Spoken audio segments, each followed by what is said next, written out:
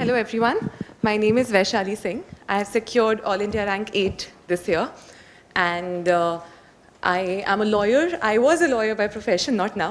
And I worked in a corporate law firm for some time and then I left my job and started my preparation. And this was my second attempt. I think यहाँ पे सब इतना बोल चुके हैं कि मैं कुछ भी बोलूँगी आपको लगेगा ओ ये तो हमारे notebooks में already है. But still I'll try and share my journey and what I learned from it. क्योंकि I think वो सबके साथ applicable होता है. So when I wrote my first attempt, मैंने जितनी गलतियाँ करी उससे ज़्यादा गलतियाँ मैं कर नहीं सकती थी यूपीएससी एग्जामिनेशन की डिमांड्स को समझने में. मुझे लगा कि मेरे पास 5 महीने थे. मैंने जनवरी में तैयारी स्टार्ट करी, जून में अटैम्प्ट लिखना था. इतना सारा सिलेबस है, सिलेबस ही करती रह गई. और आई डेंट रियलाइज़ कि एग्ज़ाम में स्ट्रैटेजी बहुत मैटर करता है, तुम्हारा मेंटल स्ट्रेंथ बहुत मैटर करता है. It was all studies for me and I failed at prelims and it was shattering. ये नहीं कहूँगी कि बहुत अच्छे से हैंडल किया. स्टार्टिंग में तो ऑब्वियसली सब रोते हैं, 10-15 दिन निकल जाते हैं. बट फिर मैंने सोचा कि गलतियाँ क्या हुई एंड जो मैंने उस अटैम्प्ट की गलतियों से सीखा वो सेम चीज़ मैंने अपने मेंस में यूज़ करी और मैंने अपने इंटरव्यू में यूज़ करी and I clear in the next attempt and with a good rank. So इससे मैं बस यही बोलना चाहूँगी कि आप देखें कि आप गलत क्या कर रहे हैं, क्योंकि वो हमारी हैबिट होती है. जो हम गलतियाँ करते हैं उसे चेंज करना बहुत ज़रूरी हो जाता है. जैसे 4-5 गलतियाँ. जब मैं रात में पढ़ने वाली इंसान हूँ, मैं सुबह 6 बजे सोती हूँ. सो मेरा दिमाग, मैंने प्रीलिम्स से पहले ये चेंज नहीं करा. प्रीलिम्स तो सुबह होता था तो मेरा दिमाग नहीं चला प्रीलिम्स में. पहला क्वेश्चन पढ़ने में मुझे 2 मिनट लग रहे हैं because my mind was literally sleeping and I realise कि ये तो इतना बड़ा ब्लंडर था. How could I done this. So मैंने नेक्स्ट अटैम्प्ट में 2 महीने पहले अपना स्लीपिंग साइकिल चेंज करा. I made a conscious effort कि डेली मैं सुबह 8 बजे उठूँ, डेली 9:30 to 11:30 एक मॉक टेस्ट लिखूँ, क्योंकि वो मेरी कमी थी पिछली बार जो मैंने इस बार पूरी करनी थी. सो वो मैंने चेंज करा. सेम चीज़ मैंने फिर मेंस में भी करी और इंटरव्यू में, क्योंकि मेरा आफ्टरनून सेशन में इंटरव्यू था तो मैंने अपने सारे मॉक टेस्ट आफ्टरनून सेशन में दिए. बिकॉज मुझे रियलाइज़ हुआ कि हमारी बॉडी का, माइंड का एक क्लॉक होता है and we should respect that and we should work accordingly. दूसरी गलती जो मैंने करी थी, आप यकीन नहीं करेंगे, पहले प्रीलिम से पहले मैंने एक भी मॉक टेस्ट 2 घंटे बैठकर नहीं लिखा था. मुझे लगता था मॉक टेस्ट से सिर्फ न्यू क्वेश्चंस ही तो मिलने हैं, 10 करेंगे. सो जब मैं पेपर लिखने गई तब आई एम थिंकिंग कि कितने क्वेश्चंस अटेम्प्ट करूं, 80 करूं, 70 करूं. तब बैठकर I am trying to make a strategy. Paper 2 का आई डेंट इवन नो कि 80 मार्क्स, 80 क्वेश्चंस आते हैं सिर्फ. आई थॉट 100 होते हैं एंड वहीं जाकर जब मैंने पेज पलटा तो रियलाइज भाई 80. आई थॉट मेरा क्वेश्चन पेपर इनकम्प्लीट है. सो आई लर्न फ्रॉम इट कि इस एग्ज़ाम में नॉलेज के साथ साथ तुम्हें थोड़ा तो स्ट्रैटेजाइज करना पड़ेगा. सो नेक्स्ट टाइम प्रीलिम से पहले मैंने 60 to 70 मॉक्स करे.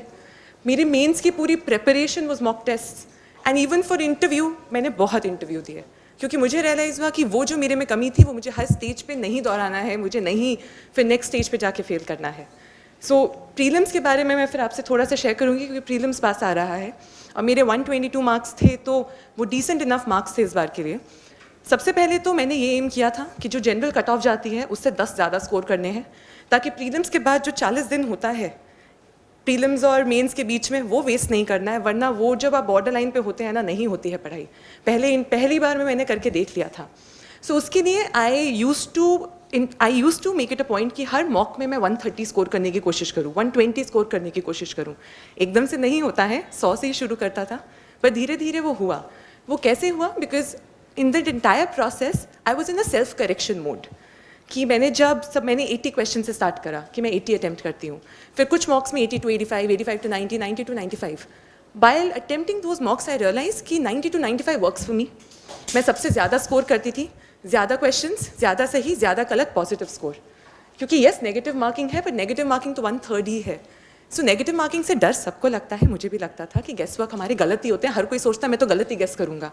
बट अगर आप अपना मॉक टेस्ट जब आप कर रहे हैं अटैम्प्ट, तब आप थोड़ा सा ध्यान देंगे. सो एक क्वेश्चन को ना देखें गेस वर्क के लिए, बंच ऑफ क्वेश्चंस को देखें, because ultimately it's a bunch of questions जो आप गेस करेंगे. सो यू विल रियलाइज कि समवेयर और the other your guess work is giving you positive marks, because you can't clear this exam by attempting 50-60 questions. You have to attempt more, cut off को देखते हुए. सो आप अपना जितने भी mock test कर रहे हैं खुद की स्ट्रैटेजी बनाएं. हर जगह खुद की स्ट्रैटेजी काम करेगी. यहाँ हम जितने भी हैं हम सब की अलग स्ट्रैटेजी है. सो आप अपनी स्ट्रैटेजी इस पूरे प्रोसेस में बनाएं, स्ट्रैटेजाइज करें. और यही चीज़ आपको प्रीलिम्स में करनी है, मेंस में करनी है, इंटरव्यू में करनी है. मैं मेंस का थोड़ा सा बोलूँगी क्योंकि इमीडिएटली इसके बाद आपको मेंस की तैयारी करनी है. सो मेंस के टाइम पे मेरी काफ़ी बुरी हालत थी. मेरा जो ऑप्शनल बहुत ह्यूज है, लॉ मेरा ऑप्शनल था और मैंने 1/3 ही कवर कर रखा था, तो मुझे पता था कि बाद में 2 महीना मुझे लॉ में लगेगा, बचा 1.5 महीना, उसमें क्या करें. Then I sat down, I saw all the papers. I realized कि essay and ethics में सबसे ज़्यादा मार्क्स का डिफरेंस आता है. GS 1, 2, 3 में मार्क्स के डिफरेंसेस आते हैं, बट उतने नहीं आते हैं. सो अगर मेरे पास कम टाइम है तो I need to strategise, I need to prioritise. And I prioritized on my essay and it worked for me. I scored 146 in essay and essay ने मुझे हेल्प करा काफ़ी जगह कवर अप करने में. सो अगर ऐसे की, आई थिंक यहाँ पे ऐसे के लिए अभी किसी ने बोला था उनके मुझसे भी ज़्यादा मार्क्स थे, तो आपके पास ऐसे की तो स्ट्रैटेजी है. तो ये मेरा major mains was about answer writing practice, to understand the demands of each and every paper. हर पेपर का डिफरेंट डिमांड है. ऐसे में अलग लिखना है, GS 1, 2, 3 में अलग लिखना है, एथिक्स में अलग, ऑप्शनल में अलग. और वो आप जितना आंसर राइटिंग प्रैक्टिस करेंगे उतना बेटर होगा, क्योंकि नॉलेज सेम है, जो डिफरेंट तरह से हमें पुट करनी है. So this is about mains. And finally about my interview. So I came to KSG for interview guidance. जब मैं KSG के पास आई थी तब मैं काफ़ी कंफ्यूज थी. मुझे बहुत मिक्स्ड रिव्यूज़ मिले थे. कभी कभी लगता था I will score more than 200, कुछ इंटरव्यूज़ के बाद लगता था 40 भी नहीं आएंगे. So I wasn't able to identify कि what exactly was going wrong, because interview में sometimes someone else needs to tell you कि what's working for you and what's not, क्योंकि हम जब बोल रहे होते हैं हमें उतना रियलाइज़ नहीं होता है. So Khan sir really help me there. उन्होंने एक लिस्ट ऑफ पॉजिटिव्स बताए, बट एक लिस्ट ऑफ नेगेटिव्स भी बताए, एंड फिर मैंने उन पर वर्क करा. And I remember one thing he told me कि anything less than 190 will be an insult to you. You need to score more than 190. And उस चीज़ से मुझे थोड़ा confidence मिला कि someone's expecting 190 from me. I need to work hard. And that really helped me to move forward. And I scored 195 in Bassi sir's board. And Khan sir से जो मैंने चीज़ सीखी थी वो थी positivity. Because Khan sir is always so positive, you feel so nice around him, right? So वही मैंने सोचा कि इंटरव्यू बोर्ड में you need to come across as a very positive person for them to like you. So बसी sir ने मुझे बहुत एक क्वेश्चन पे तो उन्होंने मुझे बोला कि तुम्हें तो सिविल सर्वेंट नहीं, तुम तो लॉयर ही बनो. And he was after my life that you should be a lawyer. So I remember कि वहाँ पे I was thinking about no, I need to be positive. So I just smiled and said, no sir, I'm very sure I want to join civil services. So I think that personality, that positivity, which I understood when I interacted with Khan sir, that helped me sail through that interview. So, which is why I can't thank them enough for helping me in this process. And this was in short about my journey. If you have anything else, you can catch me. I'll try and give you some contact, so that you can just contact me for any problems. Thank you so much.